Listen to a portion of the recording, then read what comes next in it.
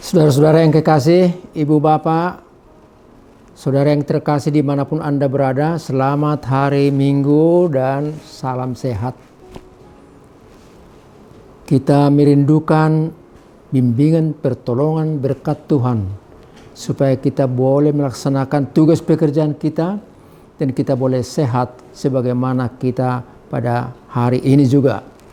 Terima kasih.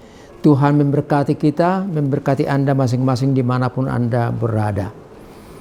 Marilah kita dengarkan firman Tuhan yang diperuntukkan untuk kita pada hari ini, hari Minggu, tanggal 27 Juni tahun 2021. Tertulis dalam kitab 2 Samuel, pasal yang pertama, dimulai dari ayat 17 hingga ayat 27.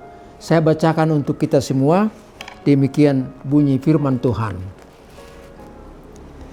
Daud menyanyikan nyanyian ratapan ini karena Saul dan Yonatan anaknya, dan ia memberi perintah untuk mengajarkan nyanyian ini kepada Bani Yehuda. Itu adalah tertulis dalam kitab orang jujur.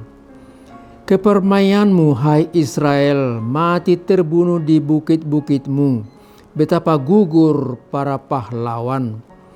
Janganlah kabarkan itu di Gat, janganlah beritakan itu di lorong-lorong Askelon, supaya jangan bersukacita anak-anak perempuan orang Filistin, supaya jangan beria-ria anak-anak perempuan orang-orang yang tidak bersunat. Hai gunung-gunung di Gilboa, jangan ada embun, jangan ada hujan di atas kamu. Hai padang-padang pembawa kematian, sebab di sanalah perisai para pahlawan dilumuri, perisai Saul yang tidak diurapi dengan minyak. Tanpa darah orang-orang yang mati terbunuh, dan tanpa lemak para pahlawan, panah Yonatan tidak pernah berpaling pulang, dan pedang Saul tidak kembali dengan hampa. Saul dan Yonatan orang-orang yang dicintai dan yang ramah, dalam hidup dan matinya tidak terpisah. Mereka lebih cepat daripada burung raja wali, mereka lebih kuat dari singa. Hai anak-anak perempuan Israel, menangislah karena Saul, yang mendandani kamu dengan pakaian mewah dari kain kirmizi, yang menyematkan perhiasan emas pada pakaianmu. Betapa gugur para pahlawan di tengah-tengah pertempuran. Yonatan mati terbunuh di bukit-bukitmu. Merasa susah aku karena engkau, saudaraku Yonatan. Engkau sangat ramah kepadaku. Bagiku cintamu lebih ajaib daripada cinta perempuan. Betapa gugur para pahlawan dan musnah senjata-senjata perang. Sampai di situ firman Tuhan untuk kita pada kesempatan ini. Saudara-saudara, mari kita mulai dulu dengan satu pertanyaan supaya kita nanti melihat isi daripada firman yang saya baca barusan. Kita buat satu pertanyaan dulu. Apa sih yang terpenting dalam hidup ini? Apa yang lebih penting dalam hidup ini? Kita bisa makan, bekerja, bersukacita dengan keluarga. Itulah yang terpenting dalam hidup ini. Anda boleh jawab dalam hati, tapi saya mau katakan bukan itu yang terpenting. Hidup bukan hanya soal makan, minum, dan kerja, tapi hidup menjadi indah apabila ada hubungan persaudaraan antara yang satu dengan yang lain. Apabila kita bisa saling berteman, tidak bermusuhan antara yang satu dengan yang lain. Itulah hidup yang indah. Jadi bukan materialnya yang perlu, tapi imaterialnya, rohaninya yang lebih utama. Topik khotbah kita mengajak kita untuk hidup dalam kasih persaudaraan. Hidup dalam kasih persaudaraan. Dan yang utama dalam persaudaraan ini supaya indah dan nikmat rasanya ialah bila di sana ada 3S. 3S yang dimaksud ialah ada hubungan yang saling mengasihi, ada hubungan yang saling menolong, dan ada hubungan yang saling melindungi.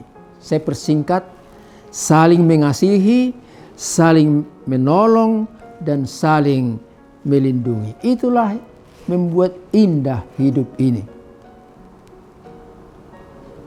Walaupun miskin umpamanya, tapi kita boleh merasa indah kalau kita bisa saling mengasihi dengan yang lain, saling menolong dan saling membantu. Hidup ini tidak enak kalau kita merasakan si A hanya memikirkan dirinya, si B hanya juga memikirkan dirinya, dan seterusnya. Marilah kita saling mengasihi, saling menolong, dan saling melindungi. Itulah yang indah dalam hidup ini. Dan itu sebenarnya yang diajarkan oleh Tuhan Yesus kepada kita selama Dia dalam pelayanannya. Saudara, saling mengasihi itu tidak dibatasi oleh marga, oleh hubungan darah, oleh faktor-faktor yang lain, tapi saling mengasihi itu di luar daripada marga, famili itu, artinya dengan semua orang. Walaupun beda suku, walaupun beda budaya dan agama, semua orang. Maksudnya supaya kita saling mengasihi satu terhadap lainnya. Saudaraku, saya pernah membaca satu kalimat pendek di chassis atau di rangka baja daripada truk. Kalimatnya begini: tangismu, senyumku. Dan kemudian saya juga melihat di chassis truk yang lain, penderitaanmu adalah kegembiraanku. Saya melihat itu luar biasa. Saya tidak tahu motif atau apa pemahaman di balik kalimat-kalimat itu, tapi kalau saya melihat itu, senyummu tangisku, artinya saya tidak senang bila kamu senyum, tapi saya bersuka cita bila kamu menangis.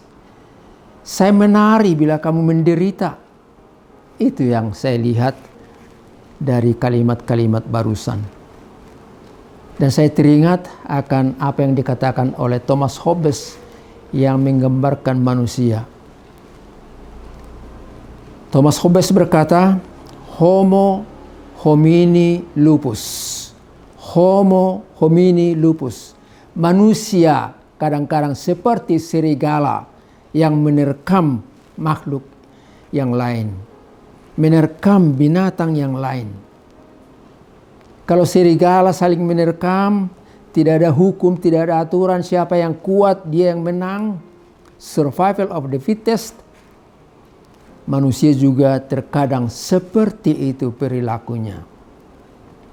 Lihatlah kalau ada perang antara dua suku, antara dua bangsa. Kalau ada perang, mereka berupaya untuk menerkam, melenyapkan musuhnya yang di depan sana. Dan itulah yang hal mengerikan dalam hidup ini. Dan itu boleh kita lihat juga dalam pengalaman-pengalaman hidup kita akhir-akhir ini. Saudaraku yang terkasih, orang kadang-kadang merasa senang bila orang yang dibenciinya menderita. Biarin dia begitu, biar dia rasain. Itu dosanya. Kadang-kadang kalimat-kalimat seperti itu kita dengar.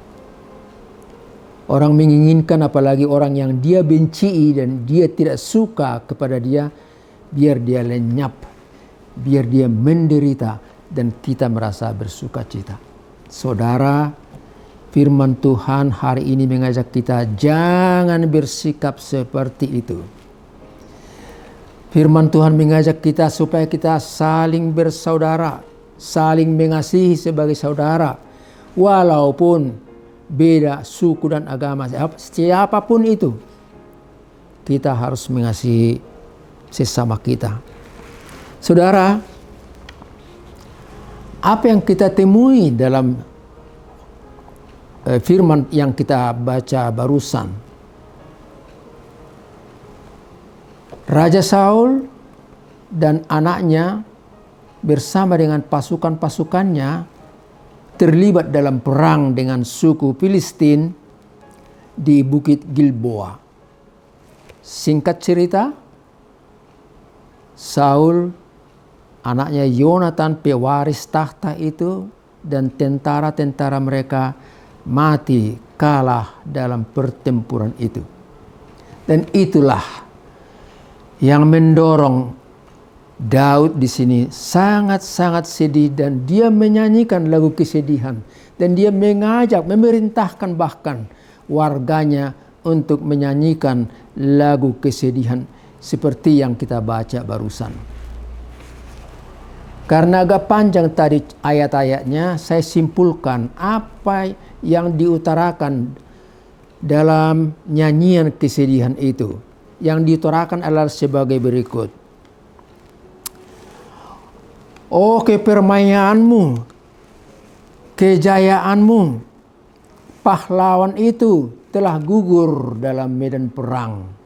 Itu ungkapan duka cita daripada Daud. Hai Gilboa, tempat pertempuran, kami tidak bisa melupakan kamu, karena disitulah pemimpin kami, sahabat kami, pahlawan kami gugur dalam medan perang. Kami tidak bisa melupakan nama tempat itu, Gilboa. Dan juga dilanjut lagi dalam ungkapan nyanyian kesedihan itu, kami tidak melupakan engkau, raja kami, Saul. Dan kami juga tidak bisa melupakan kami, sahabat kami, anak raja Yonatan. Kami tidak bisa melupakan. Kami akan catat bagaimana kepahlawananmu, bagaimana kepelindunganmu bagi kami sebagai wargamu. Kemudian diajak lagi dalam nyanyian kesedihan ini, hai perempuan-perempuan, menangislah. Rajamu telah wafat, mati dalam perang. Menangislah. Dan aku juga, sebagai Daud di sini maksudnya, aku juga sangat sedih karena engkau, Yonatan, sahabatku, kasihku kepadamu melebihi kasih terhadap seorang perempuan. Aku juga amat sedih atas kematianmu itu. Begitulah lukisan dari ungkapan-ungkapan kesedihan Raja Daud dan juga rakyat tersebut. Saudara yang kekasih, kita diajak untuk hidup dalam sukacita, dalam kasih terhadap sesama. Dikatakan dalam ayat ini, aku sedih karena pemimpinku meninggal atau mati dalam perang. Aku sedih karena sahabatku telah mati juga dalam perang yang sama. Saudara yang terkasih,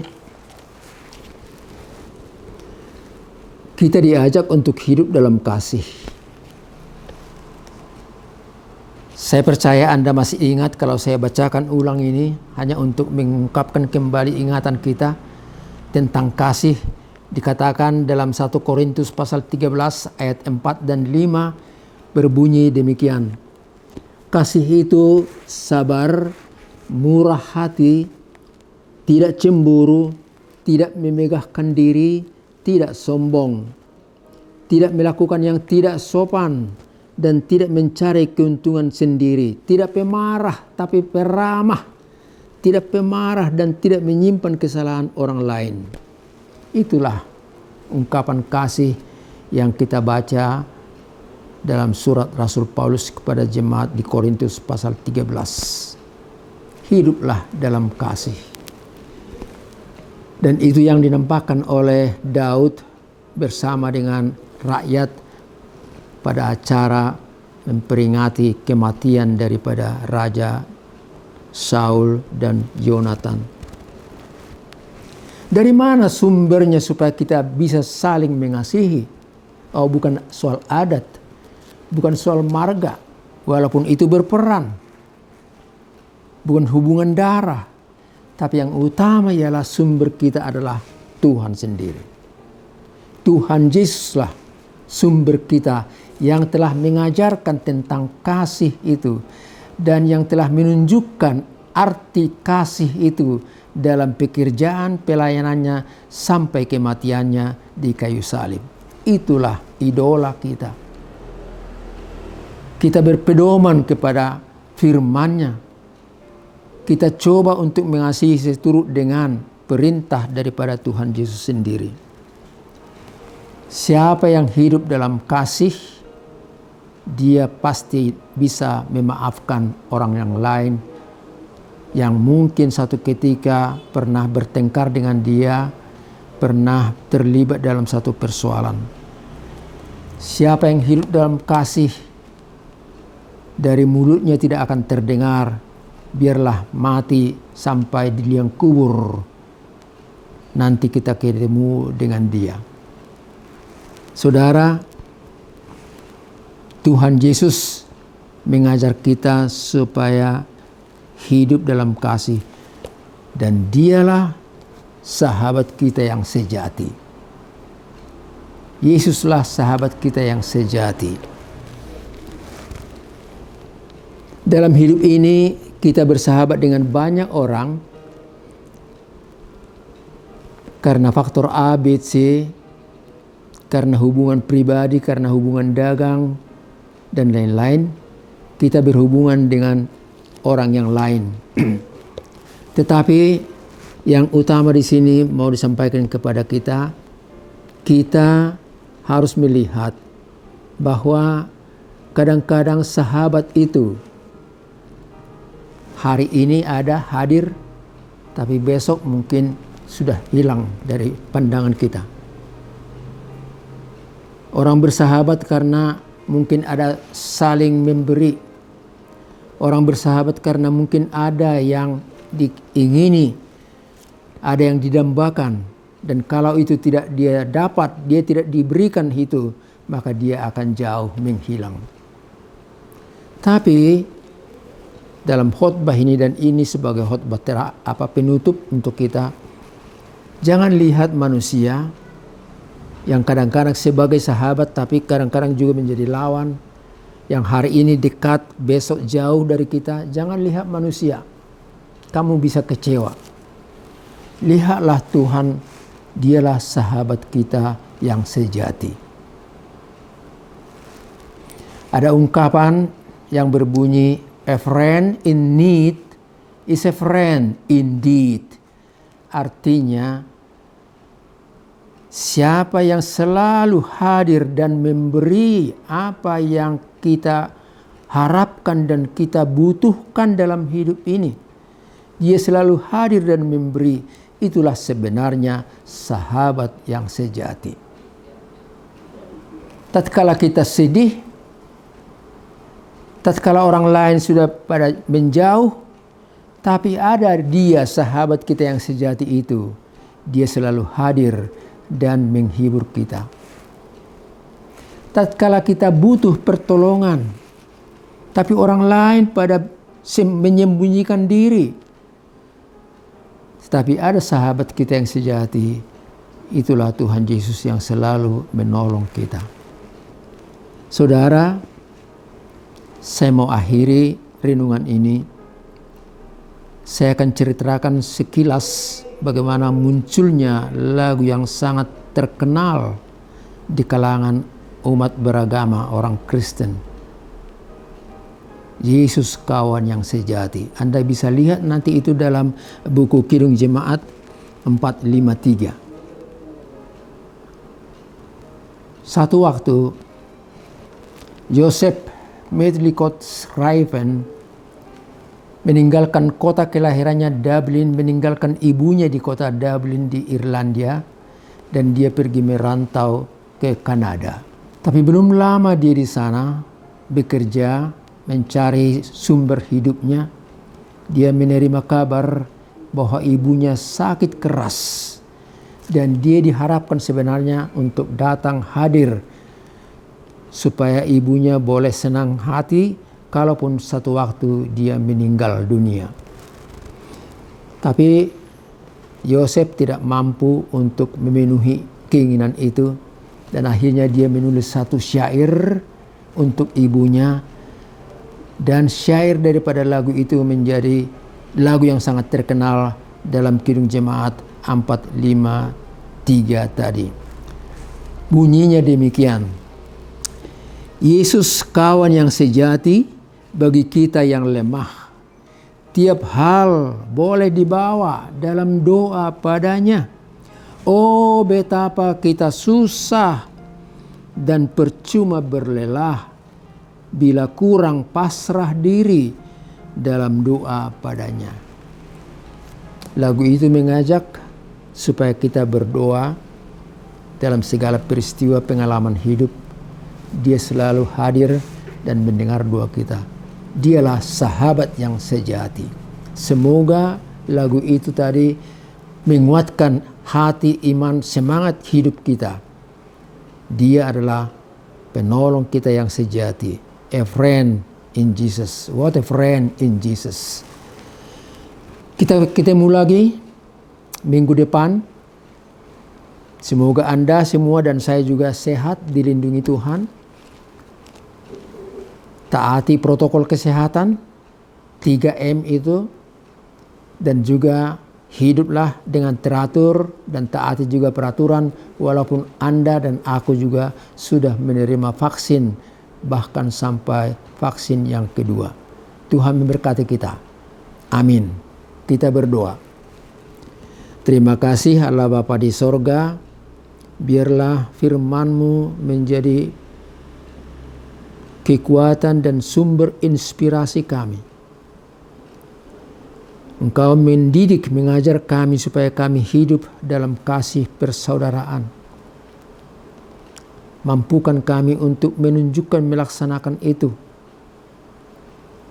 Hidup dalam persaudaraan, walaupun beda suku, beda agama, beda kepercayaan, beda budaya. Ajar kami untuk hidup dalam persaudaraan, bukan hanya dengan famili, keluarga, tetapi juga semua orang. Terima kasih Tuhan. Kami berdoa, Engkaulah sahabat kami Tuhan Yesus, sahabat penolong kami, dan kepadamu setiap saat kami boleh berdoa, meminta, memohon apa yang kami butuhkan. Dan Engkau selalu memberikan apa yang kami butuhkan dalam hidup ini. Terima kasih Tuhan.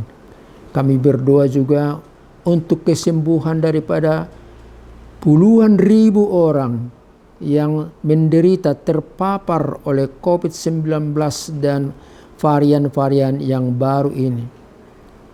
Tuhan, semakin banyak kami saksikan orang yang meninggal terpapar karena COVID ini. Berkatilah semua petugas-petugas medis, dokter, para perawat, dan relawan juga, supaya mereka dilindungi Tuhan, diberi Tuhan kekuatan, semangat untuk melayani, sehingga pelayanan mereka berhasil dan banyak orang yang bisa disembuhkan.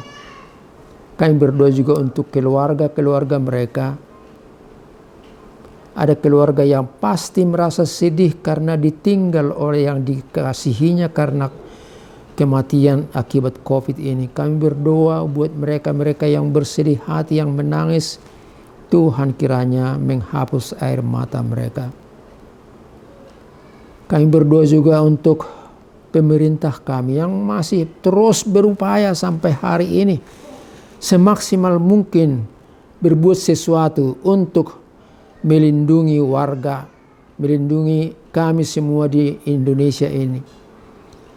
Berkati mereka Tuhan dalam usaha-usaha mereka, dalam melaksanakan vaksinasi ini, supaya semakin banyak orang yang imun, kuat menghadapi ancaman COVID ini. Kami berdoa juga untuk upaya-upaya mereka, berupaya untuk memperbaiki, meningkatkan keadaan ekonomi kami, supaya kami jangan terpuruk oleh karena kemiskinan, tapi kami bisa bersuka cita karena kami semakin mengalami hidup yang lebih baik dan makmur.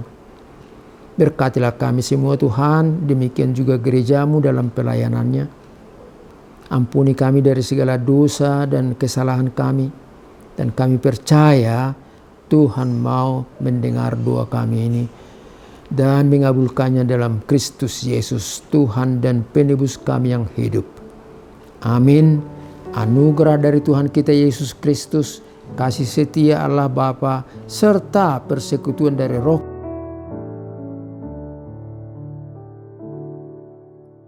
Yesus, kawan yang sejati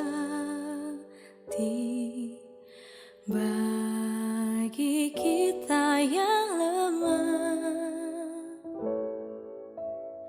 Tiap hal boleh dibawa dalam doa padanya. Oh, betapa kita susah dan percuma berlelah.